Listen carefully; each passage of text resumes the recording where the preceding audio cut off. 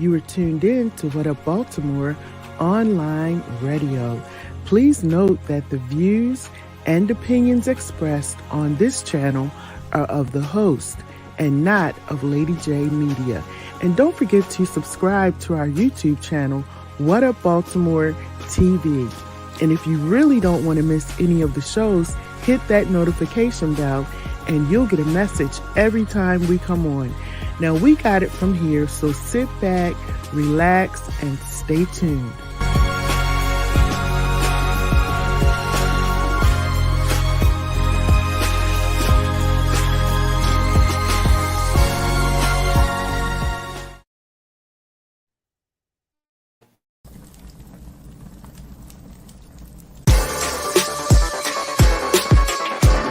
I know you do, because that's what I do. I give you that kind of love that makes you come back. I'm your pusher, baby. Your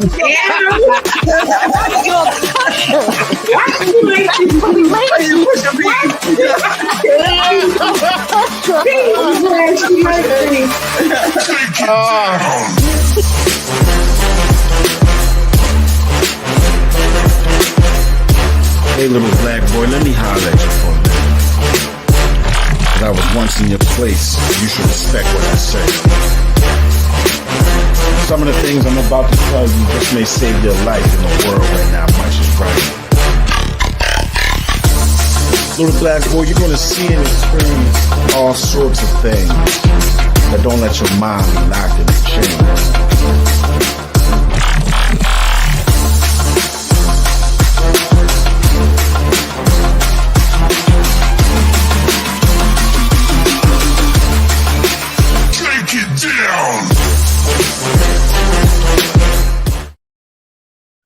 Hello. Welcome to Spitfire Poetry Shutdown. I am your host, John Hansboro. It is August 30th, 2023. I hope everyone is having a good week so far. I know school just started Monday. I'm still running around and trying to settle from that as it is. You know what I mean? This is being brought to you by LadyJ Entertainment, Butterfly Entertainment, LadyJ Media. Go to YouTube and subscribe to the What Up Baltimore TV page so you don't miss out on any of the shows. You want to make sure you can catch all the shows all during the week, all right? Tonight, we got my sister in the house. As you can see, she is a regular on here. She is not new to this at all. Man, published author, publisher, poet, writer, director, mom, husband, wife. Like she has so many different hats, you know, that you wear. My sister Aneski Anna Consett, everybody. Give it up for Aneski Anna Consett, y'all. Yeah, thank you. John, this is, I think, my 10th time. Damn, really? On Spitfire. Wow. I love going back watching the show itself. It's growth on both ends. I love it. I love being a part of it. So I'm definitely not new to this, and I'm very true to this all day. No, yes, absolutely. And you know what? I've been missing all of y'all. I sometimes when you're getting like I don't even know what to call it. I don't want to say stagnated, but it's like when my writing will pause for a minute, it's like I can't come up with nothing. I'll be, you know what I mean? Right. But when you're around the right people and stuff like that, stuff just starts to come out. You know what I mean? Tell us a little bit about yourself, Aneski, real quick before we get started. Sure. For those who don't know, let me see if I need to give us a little bit more light. For those who don't know, my birth name is Thomasina. I am married to Victor Deloach, and he is also my partner as well as in life and in business. And we own 4 authors, Authentic Urban Publishing Company. It's an LLC that is geared towards local publishers and small publications. We currently have 8 books published available on Amazon or directly through us. and you can feel free to inquire about anything on our Instagram page. Our Instagram page is the number 4_AUTHORS. And yeah, so we are about just encouraging those to read, and any thing connected to reading and writing, like music, poetry, uh, scripts, stories, magazines, like anything connected to writing. We try our best to support and promote, because for us, reading is the building block for everything in life. A lot of basics start with reading. And so we just try to encourage that, my husband and I. And yeah, we love reading and we love writing. So of course, the best thing in life is to do something that you love. So. Right. So I know how much you love writing and things of that nature. Yes. What would you say is when you really fell in love with it? You remember the time you really just knew that was what you wanted to do? God, yes. First grade. First grade. I'll never forget my first poem. My first poem, when I wrote that poem and I got to do that poem in front of the class, and the way it was received, and the way my teacher, her face was lit up, it was addictive. And from then, it was just pen and paper for anything. It's, especially to cope and deal with my emotions. I mean, writing was something that but I realized it was my gift at a very early age, and it's odd because my dad taught me, had me reading by the time I was 2. So I could read before I even started school, but I love reading, but more than reading, I loved writing. Right. And so, it was just like the other side of the coin for me. It's interesting because I knew I liked to write, but I wasn't writing like really. I wouldn't say it was poetry back then. I was writing like letters to girls of 1st and 2nd grade and stuff like Oh that. yeah. Okay. Right. But I didn't realize how much I depended on writing, or how much it helped me, until I was in situations that were just unfamiliar to me, and I felt like I couldn't figure this shit out. I didn't know what was going on. My emotions was all over the place. So writing was something that helped me, and I say this all the time. It's something that helped me to cope and deal with everyday life. Really, to be honest with you, Definitely. things that go on. Definitely. How long would you say you've been doing poetry? Again, since first grade, I've been doing. I always fall back to poetry. I do write. I write novels. I write plays. I write scripts. I do resumes. But in the midst of even just a comfort for writing, it comes in the form of poetry. And so yeah, my first, after reading, I still remember the poem was Joy's Dinosaur, and that's how deep that poem is embedded in me. But I actually won a book by Langston Hughes. That's And my guy right there. Yes. And so, and at the time, my mom was in college. And so, she was going to Sojourner Douglas. And I had, she used to, come home and quote Maya Angelou and Sojourner Truth's, Ain't I Woman? And so, with that and Langston Hughes, and at the time, Kirk Schmoke was, encouraging Baltimore to be the city that reads, I fell into a wind of, poetry books. So I got with Robert Frost and all them, but what I was able to identify with was Langston Hughes and Maya Angelou. And then as I got older, I started reading. I won a contest for an essay, and I won a Shakespeare playwright. And that combination and style of poetry, began to appeal to me, and that's how I got into theater. Fell for the love of theater. So by the time I was in 5th grade, The Wiz and Macbeth were my favorite 2, playwrights for entertainment. I wanted to see, if I wanted to see The Wiz just as much as I wanted to see Macbeth, and so, Wow. So okay. I've known you and your husband for like about a year and a half, almost 2 years now, but Yes. it makes so much sense now because when we did the production that you did, the I Am Woke production, Mm-hmm. I could not put my head around how you were able to put everybody's poem and fit it into the story. Like Right. it was really incredible. Thank Um, you. and then your love for it, I could see that when I met you. I could see the love and the passion that you have for art. Period. You know what I Yes. mean? So Yes. it makes sense now of where it all comes from. Definitely does. Um, Yeah. so look, let's just get right into some poetry real quick. Sure. Yeah. Whatever you want to spit, whatever you want to get off your chest. I may even say something. I got something that I wrote a while ago that I just have not shared yet. Oh Um, yeah.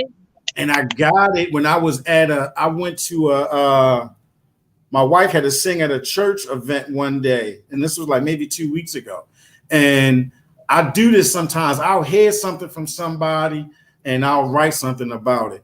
But all I know, the pastor kept saying kingdom, kingdom, kingdom. He kingdom this Mm. and that. And I came home and came up with something. But um, we're gonna let you go Okay. ahead and spit some stuff so people can hear what you got because I like to think that I gain new followers every time I come on, so they get to hear Aneski and a Consett in the flesh. Definitely, definitely.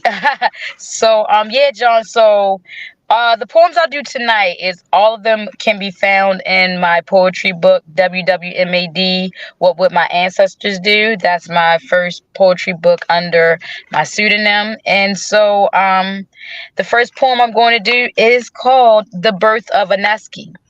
Mm. I was born from the 42 ideals of Ma'at. Like golden strands of sunlight, I stretched from the heavens only to be embraced by the oceans with open arms.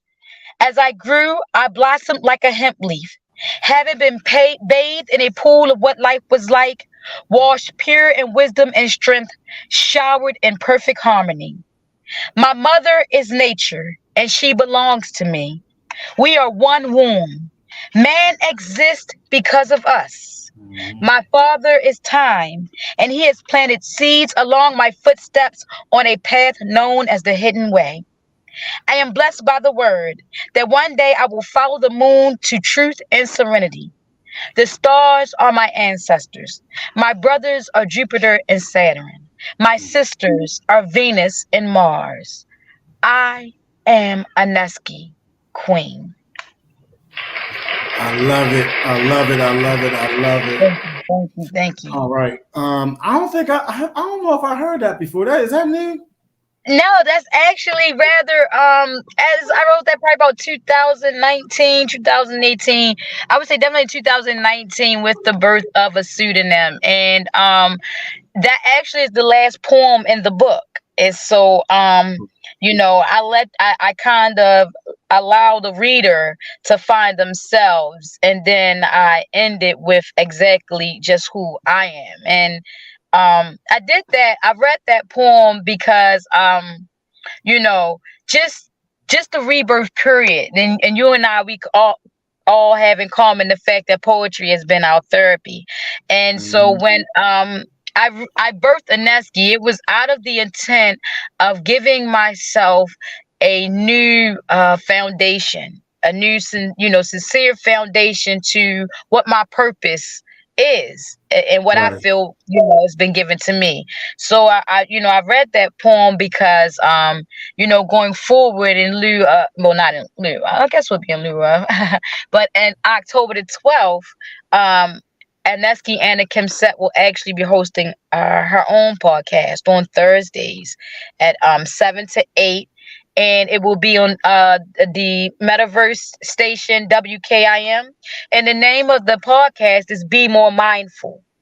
I And love so it is a podcast that is geared towards a community of support, using the arts as the basis to talk about, things in our community, among our culture that deals with the mind, body, and soul.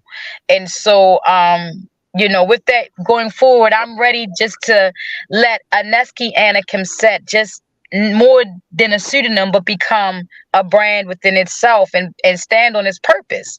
So that's why I wanted to start off with that, just, aligning everyone with just what I am and who I am as a being here, on this earth. So. Now, talk to me real quick about your new endeavor that you're about to go into. What's the name of it again? Be more mindful. Be more mindful. Okay. Yes. Y'all definitely want to tune in when she does that, because I know it's going to be some awesome content. Wow. So what made you come up with that? Like what struck you? What hit you to give you that passion to say, you know what, I want to do this? Like I said, just who if I was to say, who Aneski Anakim Set is as a person and what she was born to do, it would be just that, to remind, my city, Baltimore, excuse me, I'm sorry, first my family, then my city, and then throughout abroad, to remind us to be careful with the things that make us who we are, from the mind, body, and soul. And it comes from, me as Thomasina experiencing, mental health, what they consider disorders, what I consider barriers, or misnomers of variables of mindsets or mental states, being open. I'm transparent about that. You and I, discussed many times, being transparent about, going through mental health as a condition and considered, separate from what is physical health, just me from my experience as Thomasina, realizing that all that works together. You will, if your mind, body, and soul is not aligned, you will have a very a very strong struggle in life, because you will be out of whack. Point blank, period, just as plain as sight. And so understanding that our culture, a lot of things in our culture comes simply straight first from the mindset, our mental state. And we don't talk about it. It's a lot of things that are hushed when it comes to us as women, colored women. When we go to talk about things, we don't talk about postpartum enough. We don't talk about, the stressors of being, a woman that's already, looked at due to the color of her skin, and then it's her gender, but still expected to stand and hold such a strong position, and so we don't talk about so much. We don't talk about our children, and while they're running around and wilding out, but we're constantly giving them foods with dyes and sugars and chemicals that causes them to have this, what they want to call later, is dysfunctions. But the whole time, they expect us to whip our kids' ass, and so just that point. But at the same whole time, there's a lot more going on, and we need to be mindful of that before we quit to condemn. Before we quit to, I'm wearing a shirt now. This is a brand of Aneski Anakim Set, and this is my motto. I developed it in the beginning of this year.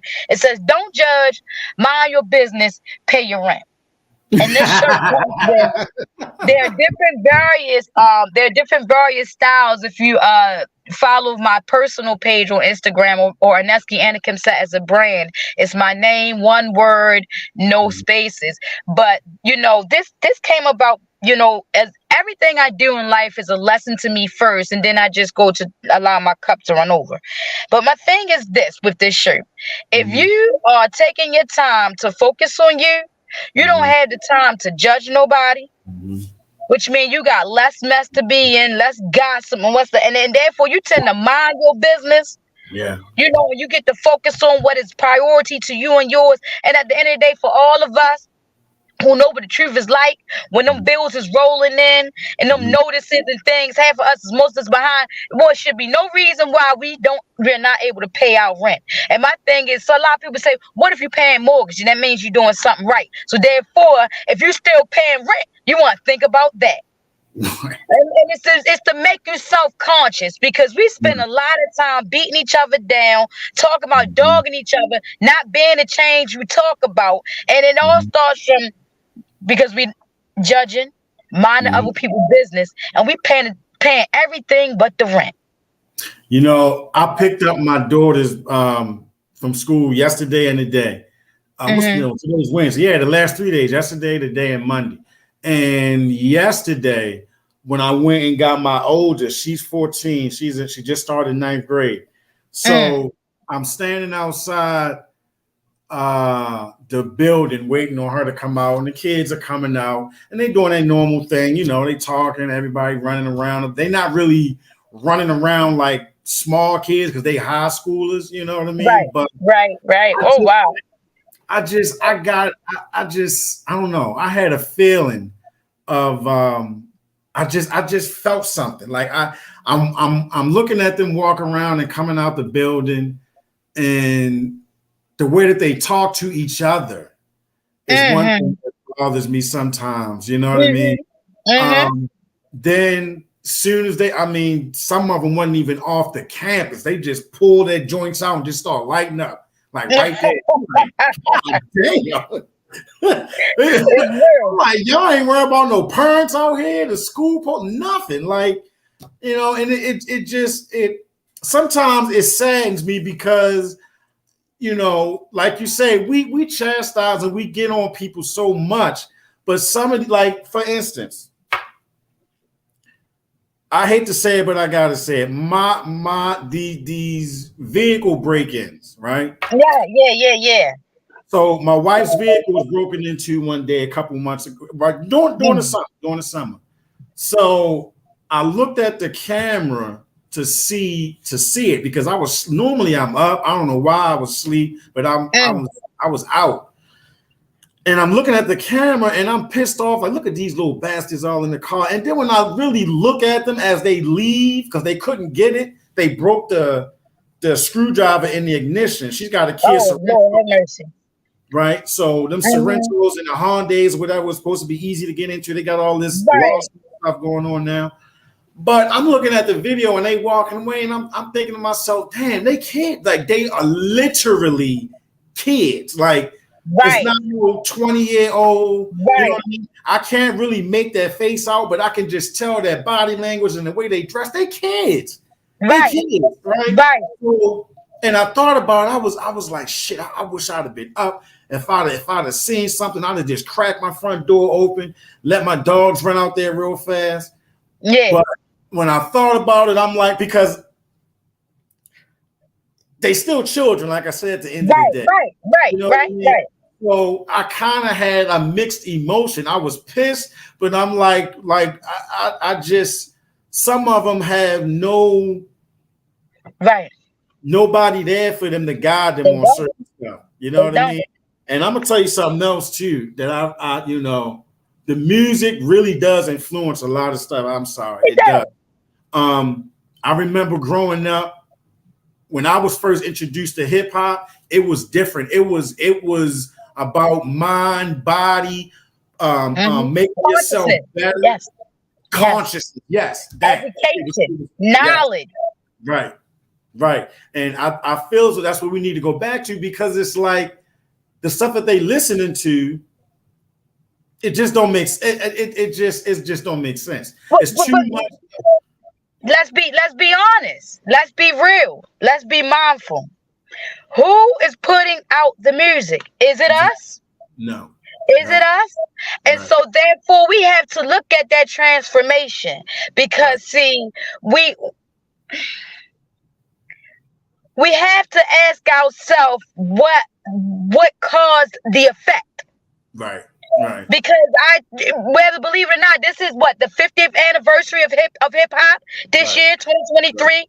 And yes, it has significantly changed. And if you even look, those who were once role models and quote unquote idols who people look to in the hip hop world, if you look for what they stood for and look for now what they stand for, you have to ask yourself, well, what changed? Easy. They were talking education. They were talking knowledge. They were influencing. Right.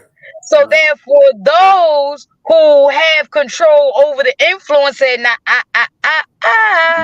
Right, right, right. I always say I feel like if we really knew, especially our young people, if they really knew the potential and the gift that they have inside of each and every one of them, it would be different. You know, it would be a lot different. But I really do believe that is a sort of an influence now, because everything now, and I try to listen to everything. I love music and art. I try to listen to everything, right? And some stuff though, I just cannot. I don't get it. It's like all you talking about you is can't listen to everything. you know? Not to interrupt you, bro. Listen, you got the right idea. See, and that's what, again, we have to be able to start teaching the truth to the children about that. We have to let my children didn't listen. My oldest son will be 25 in December. Guess who his favorite hip hop influence is? Who? Tupac. Mm-hmm. Mm-hmm. He listens to Tupac. He listens to Talib Kweli. He listens to, but of course when he was he didn't start listening to hip hop until he got out of middle school and started going to a public school. He came home 9th grade one day talking about, and I was like, boy, what did you say? Something, mine is Fetty Wap. But before that, he was listening to rock bands and pop, because believe it or not, what is that biggest influence of music in their culture? Right. You understand? Right. And so it's not that it's not out there, but again, we have to be mindful. When we have someone that's listening to that in our neighborhoods, they're looked at as they're going against their people. They weird. They want to act white, or they listening to white music. I'm trying to understand us putting colors on personifications of things of culture. Why? How can you talk white, listen to white music, dress white, but at the end of the day, all influences came from Africa? Hello. Right. Exactly. Yes. You're giving, so again, we have to understand and be mindful that my 15-year-old does not really get racism. She gets it, but at the same time, she doesn't get why do we keep beating slavery into, what is the big deal about this? Okay, of course it will never change because that's what's on the forefront. Let's talk about, she has a friend, they have a multicultural group of friends, and they are they're humorous to me because they do a lot of dry humor towards racism. And from as I sit and observe, I understand it. For them, they don't experience that. They growing up, they're not. You're talking about families with mixed cultures now. Families are blended. We got more families blended. So you want me to be against my brother or my sister, but yet this is what she experienced in school. Her influence. She comes home, it's a different set of people. She don't go outside because the influence is different. So we have to be mindful when we're looking at the children and the things that they're doing negative. We have to be mindful of their influence. We should understand that they are automatically, there's more of amount of a certain degree of negative influence there is positive, because there's no color to those things. There's no color to those things. There's no no color to being of a character. That's just who you are. And so when you see, I picture, because I've been there. I've seen, I have high schools, and they're lighting up, and there's you smoke, and I'm sitting there and I'm looking and I'm understanding too, because same way when you and I get a certain way we need to medicate, they too. Exactly. They too. So we don't know what it is that they are coping with, because that's what that is for. It is a medication used to help cope and relax. And a lot of these children have ADHD. They not diagnosed. They stuck in these classrooms with these underexperienced teachers, and they just trying to get a piece of paper that somebody told they had to get just to get credit for being a human being. Come on now. Let's just be mindful. What are we doing to influence? What are we doing to influence? And everyone is an influence in their own way. I stopped trying to save the world and decided just to save my world. My influence now is more into, my children and my immediate family, and then it goes from there. A lot of times we reaching out too far. We ain't even touched home yet. So we start influencing the inner, from and the ripple goes from there. And again, and this is the basis for the podcast. And I would like to take the second to thank Marsha Jews and WKIM and the Metaverse for this opportunity. I would like to also thank Tamara Payne for the network and the connection. For anyone who's been following me, know that I am part of the tribe and the Dear Black Girl Project, the exhibit that has been by request set up a human art exhibit, an experience like no other, given by Tamara Payne. And just a shout out to Darren Basfield also for the network, and my good friend Shannon, how this all started, because I think this is the time, now more than ever, to dive in deep and talk about, these things that get hushed, or get overlooked or cloaked over. I hear so many times people quick to say, well, they just need Jesus. Well, for some things, some people have tried Jesus and that don't work. So what, we leave them by the wayside? We let it go? No, we still need to find answers, because each individual has to deal with their own journey, and who knows what that road would take the mind, body, and soul. Let's make sure we're in line as much as possible. Let's come together for community and talk about these things freely, without feeling judged, without feeling like someone's going to be minding your business, and not feeling like you're incapable of taking care of yourself at the end of the day, taking care of your household, paying your rent, So that's what the next level is for me, as Aneski Anakim said. So I love it, Aneski. You got so much energy, and I don't know how you do it though, with all that you do. Seriously, like you and Vic, like when I first met y'all constantly are going. You know what I mean? And I can see that it's passion that drives you. But you have so much knowledge, and you have so much that you're giving, and have the opportunity to give to our community. Like it's incredible. It really is. So I really appreciate what you do, man. I'm telling you, you are an inspiration. I believe that you should be celebrated for the things that you do, because no one, this is something that's done because you want to do it. This is a feeling that you have. It's a passion. This is a love for something that you want to do because you want to see a change in something. And I just love it. I really do. You are a person who's not about talking about it. You are about doing it. And it's great. It really is. Look, let's share something whenever you get ready. Let's do something else real quick. I got something for y'all. I'm going to do something. This was actually done in the first poem that was done in the play I Am Woke, a Poetical Experience. And as you know, John, this poem was performed by myself, Victor, and Shamice Lady Jacobs.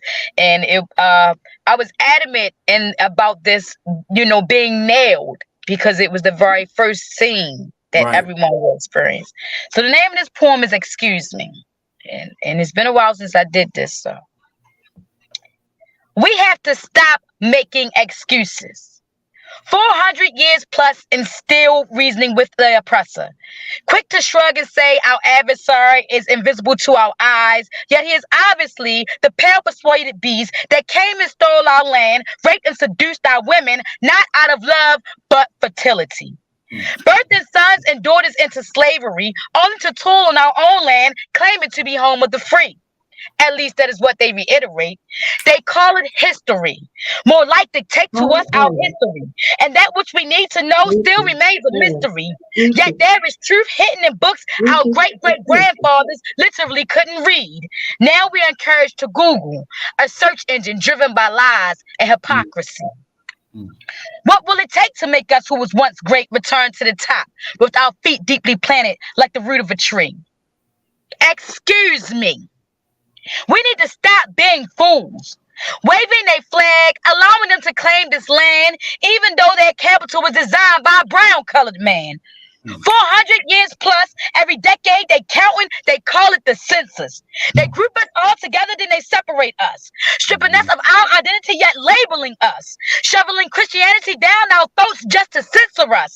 They literally beat the ancestors out of us, and we still claim to be the minority on soil what we once were the majority. But we all know, theoretically speaking, war comes with casualties. Yet please do not expect me to expect less than a refugee.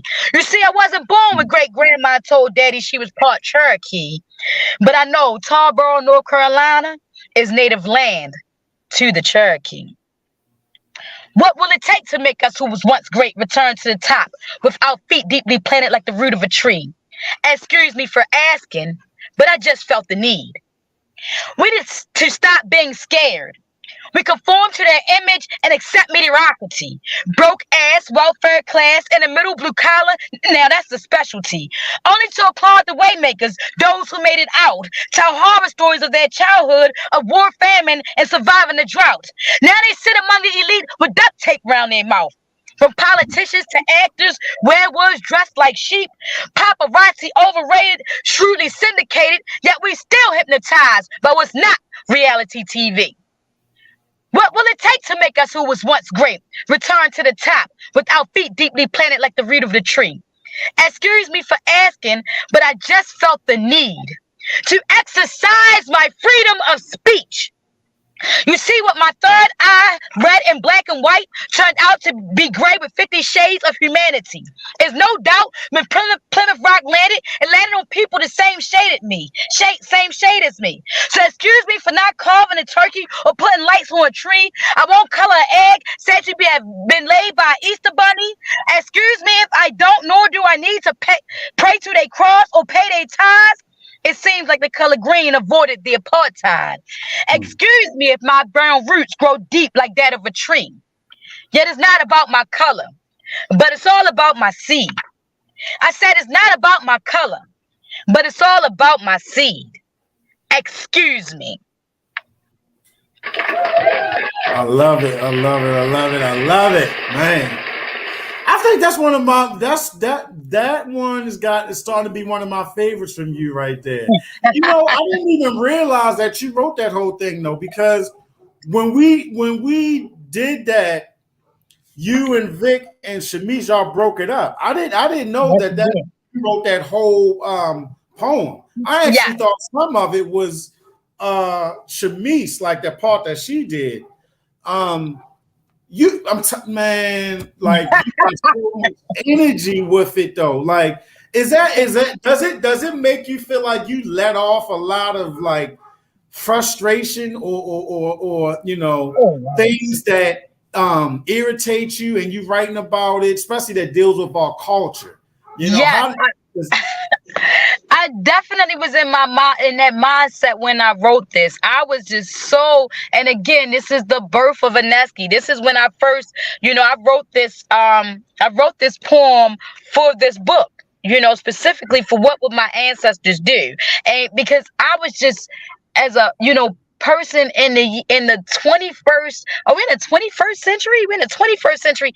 I'm fed up. Yeah. I'm fed up. Same and I'm tired. When they say sick and tired of being sick and tired, when I started, I was so tired when my pen touched the paper for this, and I just literally I ran it, and that was what came of the rant, and it literally stepped like it just was like the record player ripped for me, and I just wanted to tap somebody on the shoulder and just excuse me, because I need to know who as fed up as I am enough to let's just do more than just think about it. Let's talk about it, and then let's do something, just something, anything, because nothing beats a failure but a try. Got that right. I think a lot of it too, we don't know where, some people don't know where to start Like someone asked me one time, what do I think we should do? And I'm like, honestly, I mean, it's like, I want to say it starts at home, but it's so many different answers for stuff. Like it's some homes, every home ain't the same. Like some kids, some kids go through different stuff. But being mindful is something I really believe if the children just knew their potential and knew their worth. You know what I mean? If they knew their potential and knew their worth, some of them wouldn't do some of the things that they're doing or that they are seeing done and they want to do because they feel as though it's cool, you know? Right.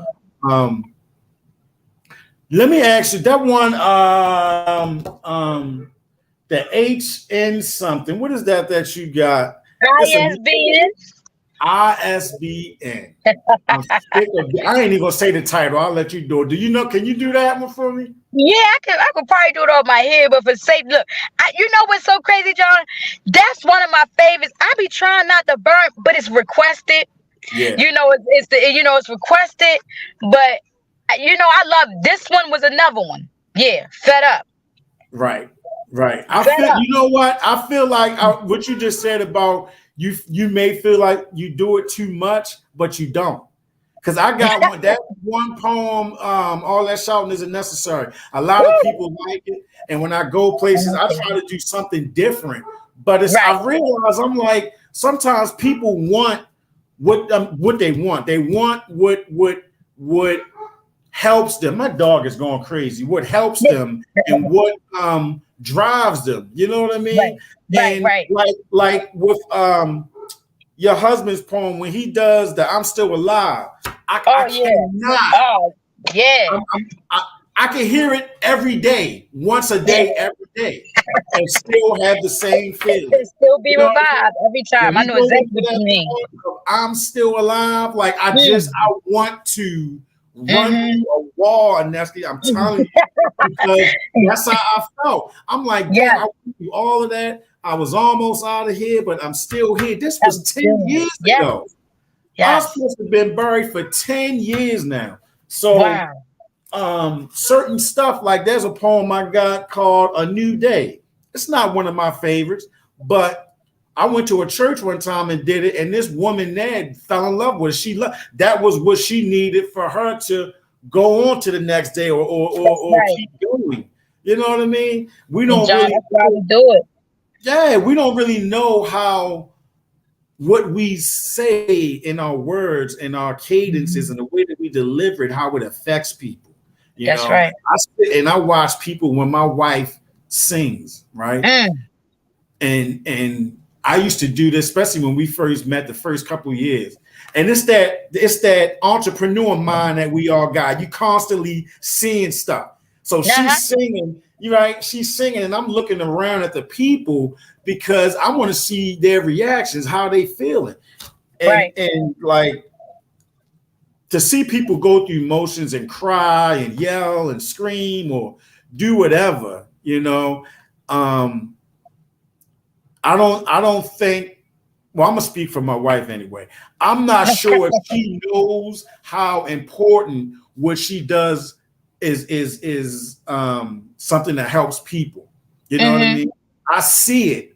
I see it. Like I see it when we go places, and there may be someone that most people don't even know who we are, and she may sing a certain song, and it just does so. It does something to me still. And I've been married to her for over 15 years. She could be up on stage singing, and I'm in the audience watching, and I'm just shit just fall. I can't help it because I know where she was. I know what she went through. I know where, you know what I mean? I remember when there was a time where she couldn't even put some of those notes together. You know what I mean? So, and in turn, that made me take poetry even more seriously. I think that's what I'm getting at, because I realized that it helps people. So I'm saying to myself, well, who are you to say, well, I don't feel like saying shit today. I don't feel like going over here and doing this poem. But I learned to stop doing that and just be free with it, because you never know what gem that you about to drop on somebody. I totally understand it. And you and your wife have definitely been gems to me and my husband and to my family.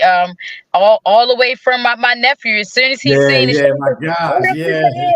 And you know, again, you know, the influence, you know, I'm grateful for it because even now, and all I'm doing, trust and believe, you guys, us doing the play, that was a big influence for me to keep going to you because you guys believed in me and we Right. were able to, like you say, that's a ministry within itself. Right. You know, every gift is a ministry unto the creator, unto the divine, because it was given to you. So you're supposed to give it back with passion. And you guys also do that. And I've heard your wife sing. Oh my gosh. And she such a soft, beautiful, angelic voice. Every note carries a vibration that just you can't help but cry. And don't you don't know look, that's it. We was in a fool spot.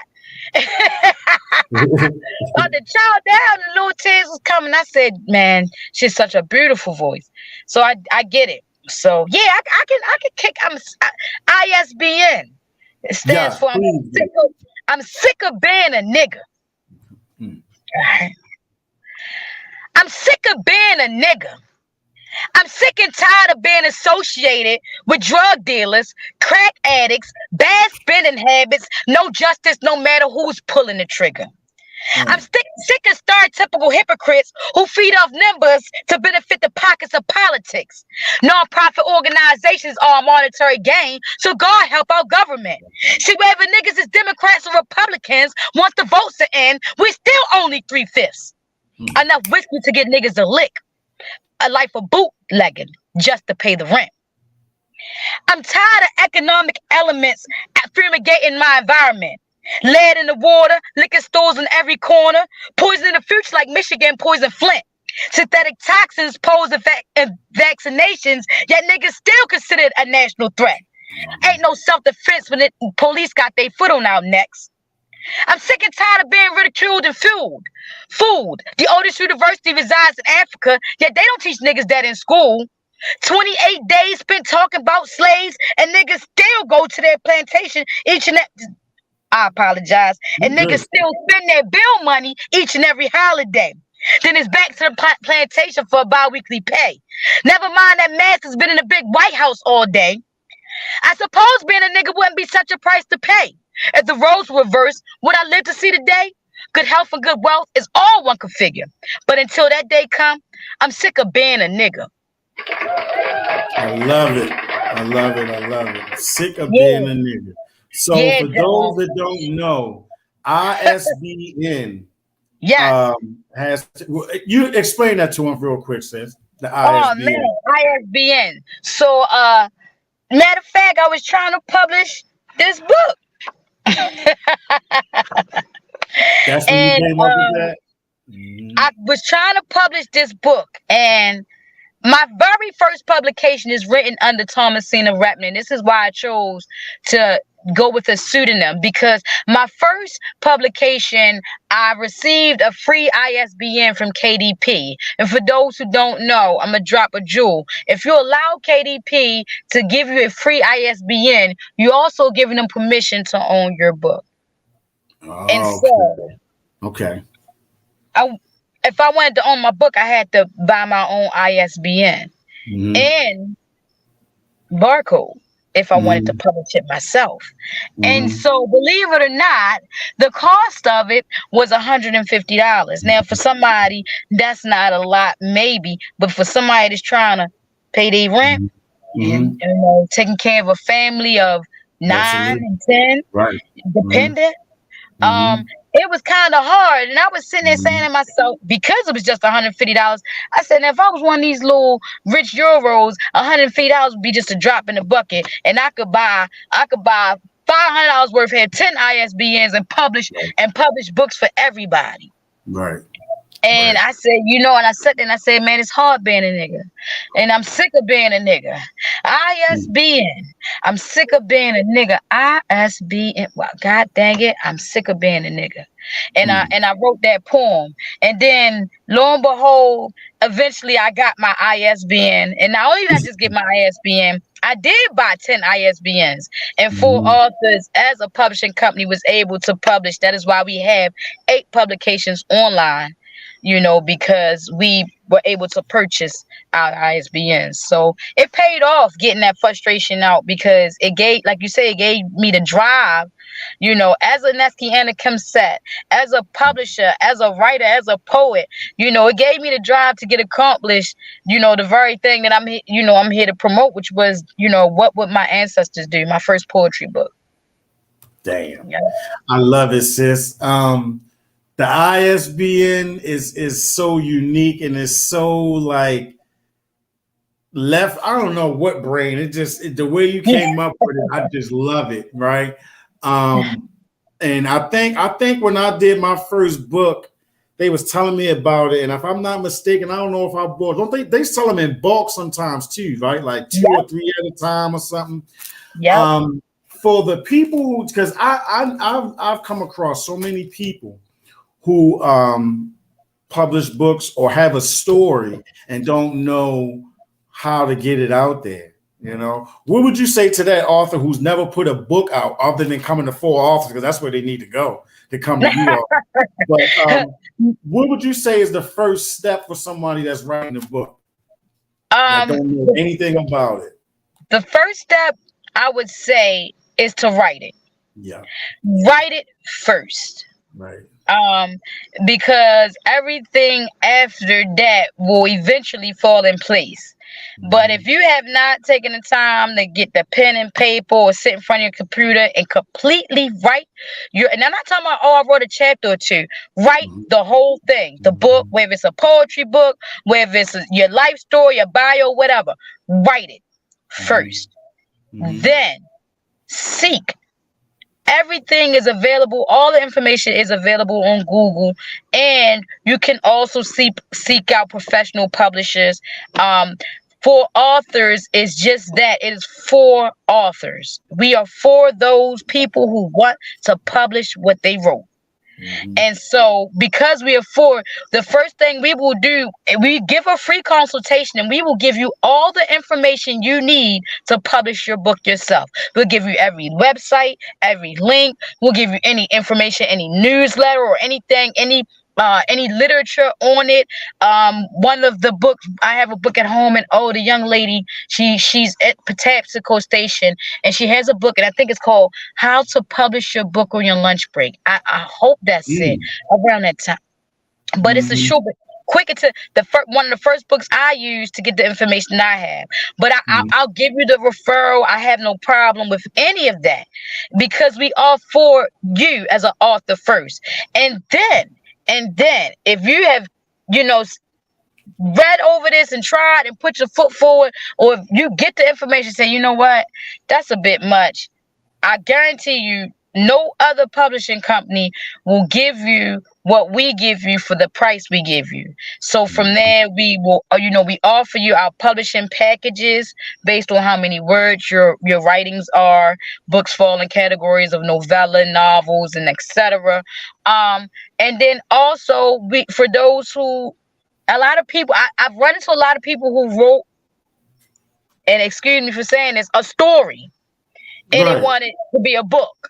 And they don't even understand, based on the traditional formatting, most publishers won't even publish your book if you're not 42 pages back and front. And a lot of people, they give me these, and I call them stories, because based on the word count, that is what it is. The first basic word count is an essay, then a short story. Based on your word count, that is what the book really is. And so then we offer what is called creative consultation, creative content consultation. And this is where we offer a fee to, if you need to turn your story into a book, we will help you write it. We will help you keep the basis of everything and help you create the content to get it to the publishing basic needs. And so, yeah, y'all heard it here. Y'all heard it here. 4 authors, man. Look them up. 4 authors. Aneski, what you got going on next? So you have an event coming up in like the first week of September, I saw? Certainly do. September the 2nd, we are back at City Escape Bar and Lounge, Oh yeah. 2213 Kirk Avenue.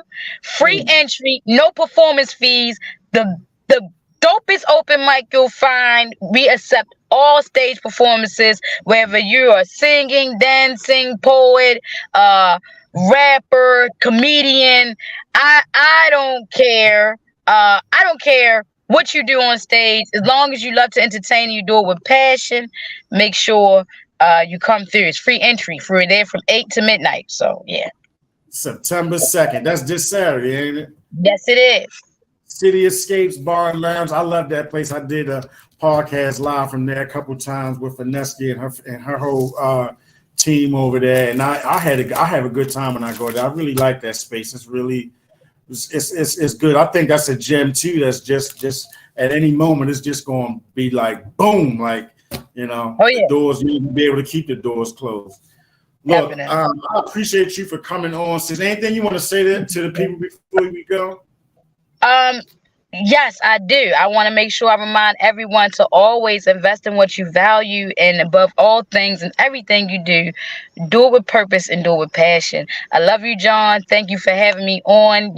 Anytime, any day, any place, I got your back. I love you too, sis. I appreciate you. And tell my brother I said what's up. You want to be blessed, guys, you must bless somebody else. Aneski, I'm going to stay in touch with you, sis. I love you. Y'all be safe out here. Love you too, bro. Everyone stay safe. All right. All right. Just wanted to let you know that the host of this show appreciates the time that you've spent with them. Now, don't forget to like, share, comment, and subscribe to our channel so you can keep up with everything that we're doing. And most of all, thank you for tuning in to What Up Baltimore online radio, where the people have the power.